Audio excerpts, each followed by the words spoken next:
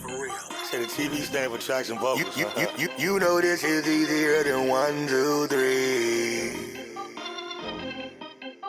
You are now tuned in to Just Whack TV.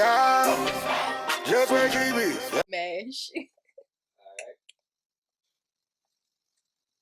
Where you from, Ash? Baltimore. Baltimore? Yep. What part of Baltimore? Up the village. Dang. Why do they call it Up the Village? Because when you say up the village, everybody know what you're talking about. Yeah? Yeah. It's the worst part. Why they call it the worst? Because it is. That's where everybody die up there. Dang. So, how'd you make it out? My mom, she was real strict. She wouldn't let me outside. She always watched the friends I was with, what I did on social media, and she was real big on school. Like, she always supported my music, but if them grades wasn't right, she wasn't having it. You got whoopings a lot? No. You never got a whooping? I did, but not a lot. I was good. What's the last whooping you remember? I don't What you remember did? what I do. Oh, I told her I was somewhere and I wasn't really there. Why'd you lie? Because I wasn't supposed to be there. Where were you? I don't know. I don't remember. Good answer. How'd you come up with the name Mash?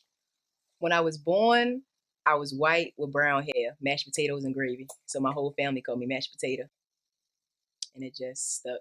When did you start rapping? I started rapping at 9. That was the first song I ever written. What was the name of it? Shine a Light on the Bully. You still remember a verse? No, I don't. You remember any of the melodies? Trying to remember anything. It was oh yeah, the hook was like, say leave me alone, and then my little sister was on the ad libs like, leave me alone, and then we would just keep saying that back and would like shine a light on the bully. So it was like real repetitive because I was young. But somebody had killed themselves in elementary school from being bullied, so I had made a song about it, and it was put on the news and everything after that, and that's what really made me start doing music. Who were some of your influences growing up? Eminem. Why? Because I love the way he raps. Like, that's really how I base my music off of, the speed. And my mom, she raps, she does music too. So I always just try to feed off of what she doing. Were there strong women around you growing up? Just my mom, yeah. Were you raised in a house where it was just your mom? Yes. What happened to your dad? He has been in and out of jail my whole life, and then the last time he got locked up, I was 16, and now he in for life. How did that make you feel? I never really had a strong relationship with him, so like it didn't really affect me, but like seeing other people with their fathers, that did hit me a little hard. Did you have like a street father or a godfather? Yeah, my stepdad, my little brother's father, he was always around for us. And he always treated me and my sister like we was his. What type of things did he teach you growing up? A lot. He taught me a lot about males, to stay away from them, what they think, like all of that type stuff. He the one who helped me get my first car, helped me get my license. So he just always wanted me to be great and do better in life. Did that give you a sense of independence? Yes, it did. Because once I turned 16, he stopped helping me with stuff. So he wanted me to figure everything out on my own. Do you think that's the best way? Figure things out on your own? I think it's good. It helped me. It might not work for everybody, but like when somebody around me telling me what to do and all this other type of stuff, I'ma most likely try to use them to do what I need done. But if I got to do it by myself, I'ma figure it out. Since moving down here from Baltimore, what has been some of the things you've done in the arena, in the industry here in Atlanta? I've met a lot of new people. One thing that I do like is I've met these people based off of my talents. At home, my mom also rapped. She did battle rap. So everybody who supported me, I always felt like they supported me because they supported my mother, because they knew who she was. So they was like, oh, well, her daughter rap too, mash hard. But like, I know that when I came here, nobody knew who I was. First time I did my first show, I had all these people all jumping on it and everything. So I was like, well, at least I know that they really in it for my music and not for who I am and who my mom is. Does that make you feel a way that your mom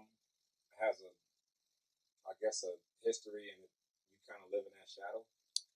It doesn't. It doesn't.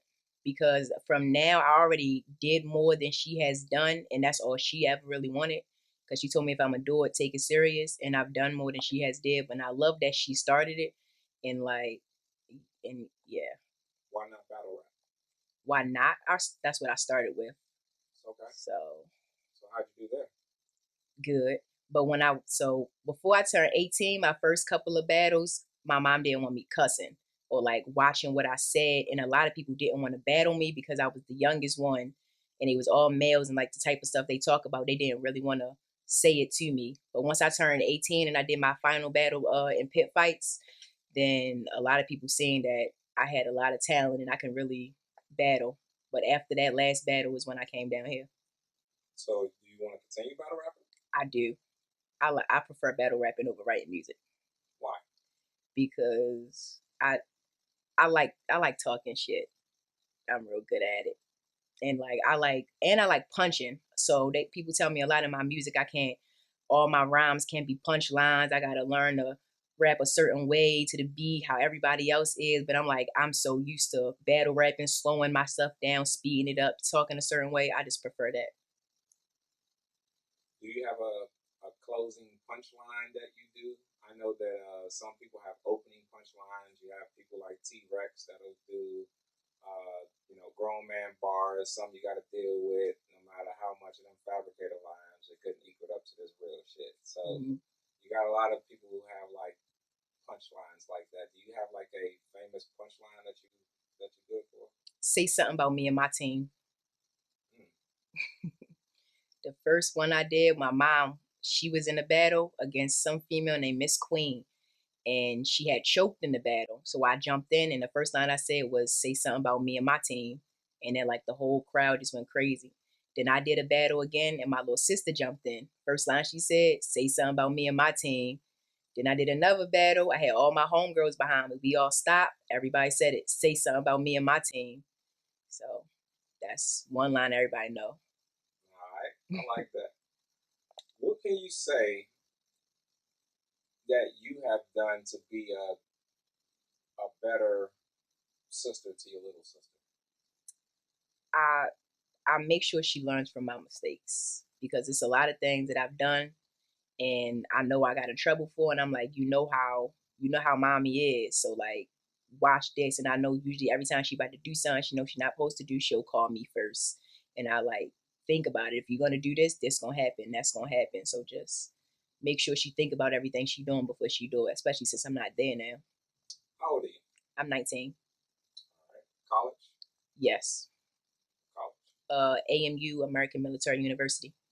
Okay. Why that college? Because it was something that I know if I choose to re-enlist again, I know all them credits would be transferred over to wherever I get stationed at next. Re-enlist. What was your MOS? 92 Yankee Supply Logistics Specialist. All right. What branch? Army. Oh. Good branch there. 31 Bravo. All right. So what did you train? Fort Jackson. Okay. What was training like? I hated it. Now, I'm sure many looked at you probably like, what is this pretty young girl doing here, learning this? Yeah. What was that expectation like coming from, people who seen you, people who engaged with you? A lot of people didn't want me to do the Army. Like I know my mom when she first put it out there on social media that I was doing it, she got a lot of negative feedback about why you learn her to do this, all this stuff going on with the president and all this other type stuff. But I'm just like, it's my decision. I need to do something once I graduate high school, and this is what I chose to do. It pays for college. It pays me. So. Would you recommend the military to anyone? Yes.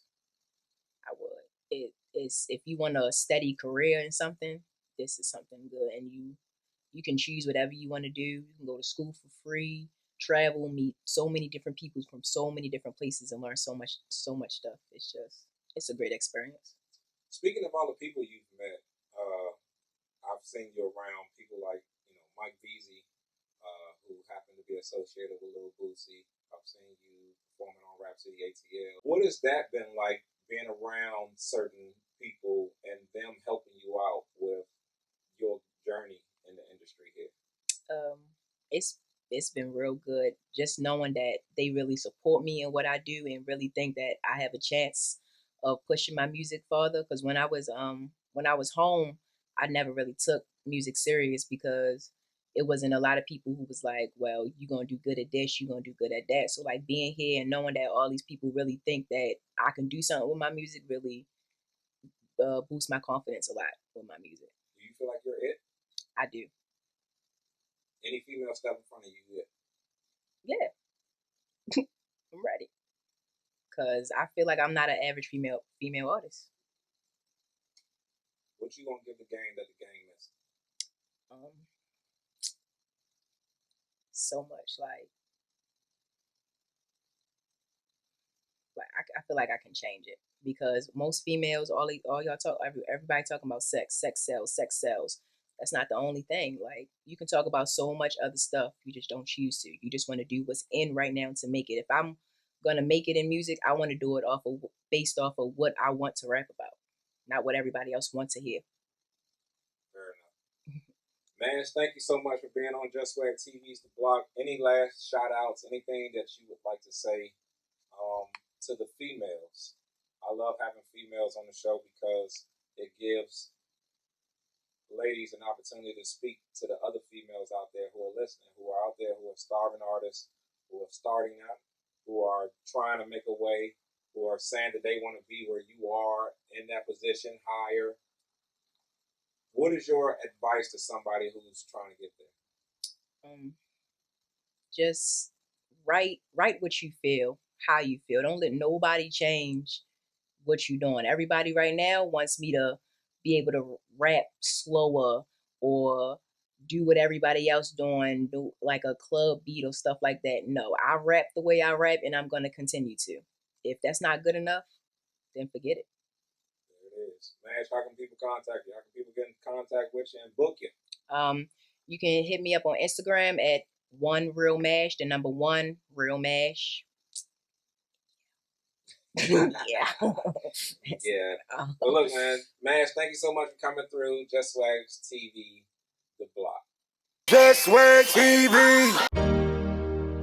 Man, it ain't for one, just for all you bitches. Y'all need to hear this shit. Y'all out here talking shit, but y'all ain't got shit going for yourselves. Like, what is y'all really talking about? Like, I just don't get it. Like, you gonna come for a bitch like me and you a bitch like that? We don't even compare. Like, you can't compete with me. What is y'all talking about? I ain't mad, ho. You the little pissy bitch. You the one on Instagram live steady talking shit. You the one that got your family all watching on my page, talking about you see my weak performance all up on the stage. They said it's not important, don't get a whole response. She gon' keep on talking shit, being nonchalant. I ain't give a f about you, you not even on my radar. You the one that had to search my name and you became a hater. You wanna block me, then unblock me, bitch. Page not even private, so you go ahead keep on watching, but you best proceed with caution. I ain't arguing with no bitch with no synthetic wig. I'm not fussing with no bitch who life I'm doing better than. You want the come and pick him up, wait, you ain't even got a whip. I come drop him off when I'm finished talking all my shit. The nigga might get mad and he gon' threat to post a flick. Man, I make a OnlyFans and then I send your ass the link. Let me talk my shit so I can get the situation. Yeah, your ass been lurking, so I know you know my occupation. Man, I shoot shit for a living. When I aim, I shoot to kill. Drop the addy so I can show you how to post the fit. Extendo on a shotty, try to say I ran through. Let me catch another body, turn that into a homie, and you just became a mommy. I'ma hit you with the Tommy. Let me call King. I need somebody to come and call me. Hey y'all, it's Mash. Go look at my interview on Just Swag TV's The Block. Go follow me on Instagram at the number 1 Real Mash, and go download my new single Call of Duty on iTunes. It's on all platforms.